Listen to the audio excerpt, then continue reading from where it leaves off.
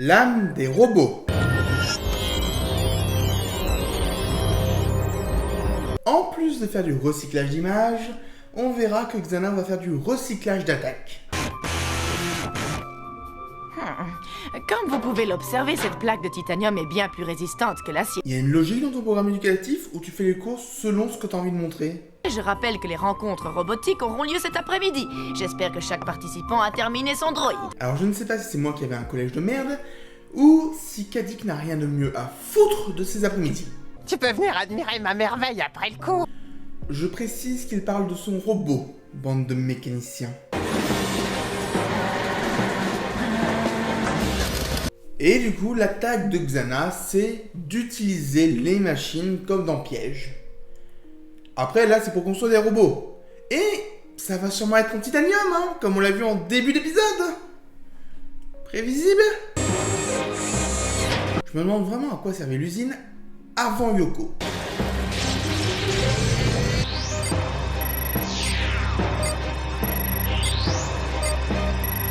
Je vois déjà une petite faille dans le plan de Xana, parce qu'on voit très bien qu'il s'insinue dans le robot.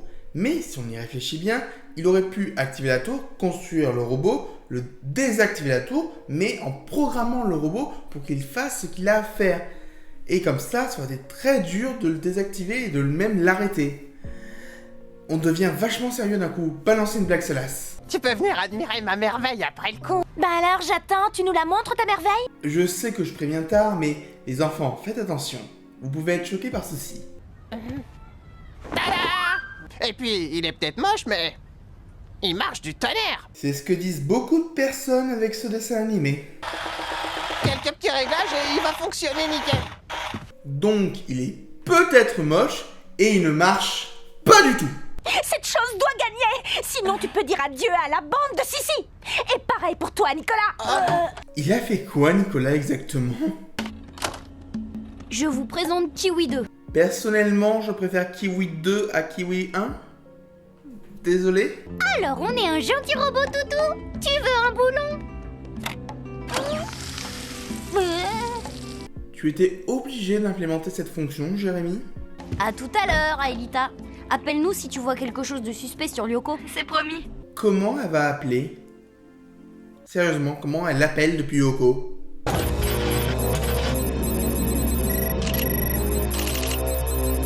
C'est quoi ça exactement? Parce que j'ai compris qu'il cherchait les images des Yoko guerriers pour les repérer, mais ça c'est quoi? Et voici le moment que vous attendiez tous. Voici enfin la finale de notre grand tournoi. Elle opposera Iron Sissi et Kiwi 2.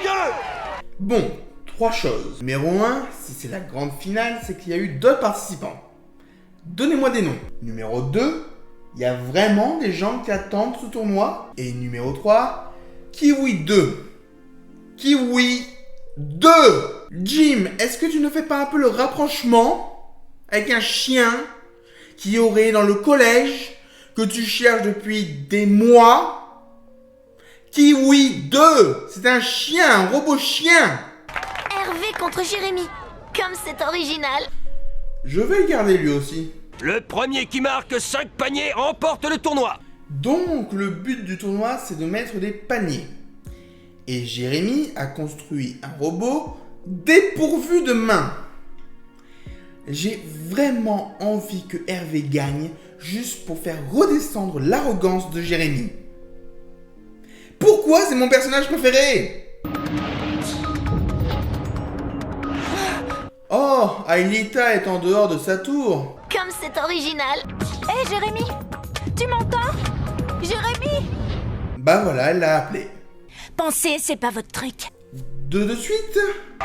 Efficace, mais j'ai jamais vu un robot aussi affreux. Outre la blague que j'ai trouvée hilarante, c'est quoi cette voix, Jean-Pierre? Et puis, Iron Sissi. Tu ne fais pas le rapprochement non plus? Je voulais juste vous montrer cet extrait. Et le même 40 secondes plus tard.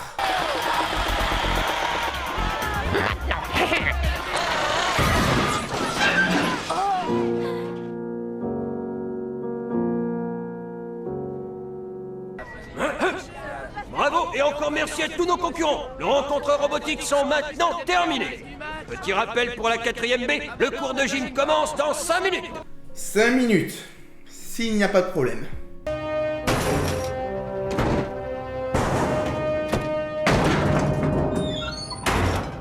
Alors, plus tôt dans l'épisode, on a vu que ce truc avait des bras. Baisser la poignée n'était pas envisageable. Je comprends pas. Non, on a compris. Hein, quoi? Regarde un peu ça.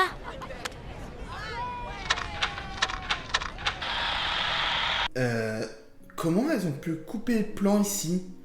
Je veux bien qu'on réutilise des images, c'est normal. Mais autant rester logique. Là, c'est juste totalement incohérent.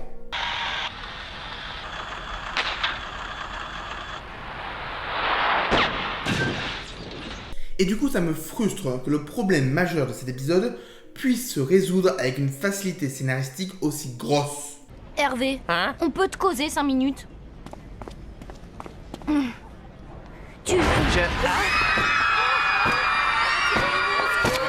Non, mais tu fais bien de ne pas bouger.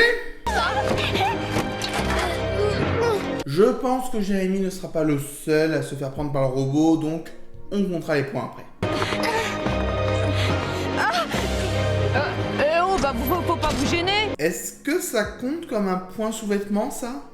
Vous pensez comme moi? Xana, Si ça se trouve, Aelita nous a prévenus et on n'a rien entendu. Vas-y, Jérémy, installe-toi tranquillement, parce que après tout, vous n'êtes pas du tout en danger de mort. Bon, Ulrich et Yumi, vous essayez de neutraliser cette horreur. Jérémy est en fait un psychopathe en puissance. Je le répète, mais pourquoi c'est mon perso préféré? Je n'ai plus accès à rien, ni au programme des scanners, ni à l'holomap. Tout est planté, et bien planté. Xana fait du bon boulot cette fois. Bon, le temps d'éliminer le robot et on arrive. Ça a l'air tellement facile quand tu le dis comme ça. Odd, branche la nappe IDE. Tu savais vraiment ce que c'était la nappe IDE? on a un petit service à te demander. Faut nous aider à déconnecter ce robot. Désolé, on n'est pas de la même bande. Oui, mais actuellement vous avez la même espérance de vie, c'est-à-dire 0. Occupe-toi d'Hervé, je me charge du robot. Allez, viens. Le but c'est pas de s'occuper d'Hervé pour qu'il se charge du robot? J'ai repéré la tour activée. Faut que tu sois accompagné. J'y vais. Non mais tu te fous de moi. Vous avez réparé les scanners et vous n'avez pas plongé directement? Qu'est-ce que vous n'avez pas compris dans votre mission de créer un monde sans danger? Ah voilà, il faut juste espérer que ce robot n'est pas en titanium. Ce serait dommage, hein? Hein?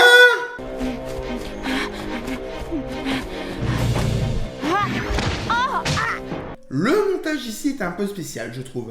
Xana, non.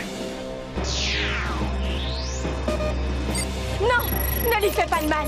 Il faut écouter ton cœur, Xana, car derrière son esprit froid et logique, ainsi que ton corps de métal, il y a peut-être un cœur qui bat en dessous, et il faut que tu le laisses t'exprimer, parce que sinon tu ne deviendras qu'un monstre. Mais tu n'es pas le monstre que tout le monde croit. Tu n'es pas un monstre, Xana.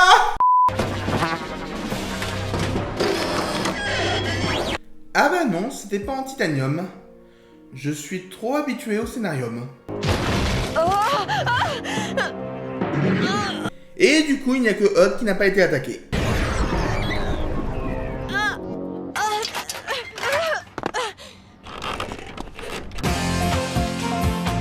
Bah quoi, il n'y a plus d'attaque. Fin d'épisode.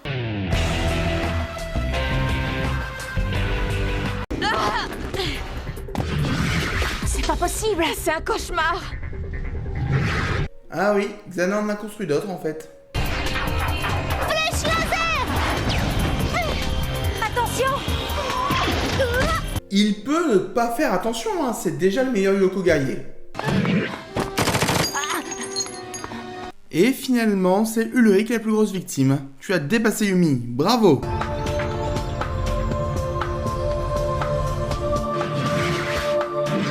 Sarah Connor.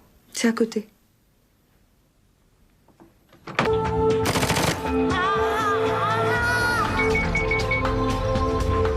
Et c'est le retour de la gravité qui fout le camp. Gravité 0, c'est la semaine prochaine, les gars. Et je déclare Jérémy grand vainqueur des rencontres robotiques. Je pense que Sissi va péter un boulon.